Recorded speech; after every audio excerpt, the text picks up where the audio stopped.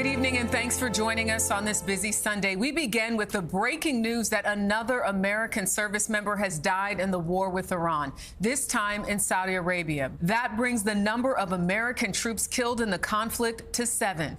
Tonight, the war keeps escalating, the U.S. and Israel launching new punishing attacks on Iran. So far, over 6,000 targets have been hit. Iran today trying to project stability. State TV reporting clerics have named Mojtaba Khamenei the new supreme leader. The regime also intensified attacks on neighboring Gulf states. CBS's Matt Gutman in Tel Aviv tonight leads us off. Matt.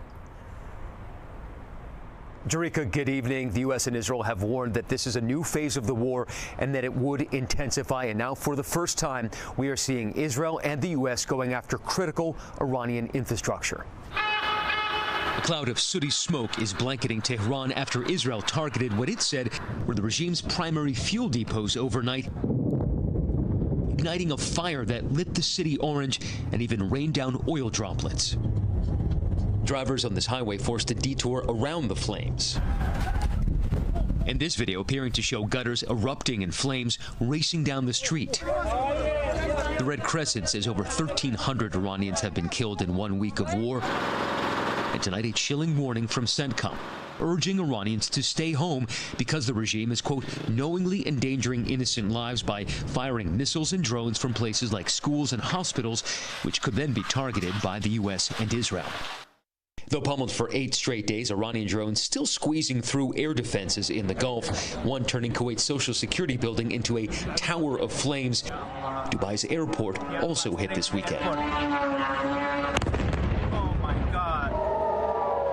And Iranian missiles piercing Israel's air defenses. Bomblets raining down from an Iranian missile across Tel Aviv today. So right behind me is where one of those bomblets fell. You can see it just flung that car up into the air. We caught up with the head of Israel's opposition party outside a damaged home. How much of a concern is that now that they are seeming to change those tactics? It's a huge concern, of course, for the life and well-being of the Israeli people.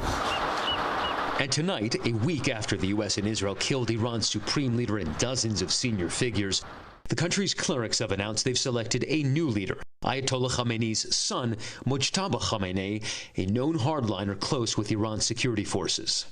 Israeli Prime Minister Benjamin Netanyahu's advisor, Michael Eisenberg, with a blunt message. The highest risk job right now is to be the new Ayatollah. That's a high-risk job. To be the head of the Iranian military, the IRGC, those are high-risk jobs. Don't take them. They're going to be targeted. Don't take those jobs. We're watching you. President Trump today saying that whomever is appointed supreme leader without the approval of the U.S. is not going to last long. Now, both Netanyahu and President Trump have been urging Iranians to rise up. But a source inside Iran telling us that militias are patrolling the streets, cracking down brutally on dissent, and that an uprising right now does not seem likely. Jerika. Matt Gutman, thank you.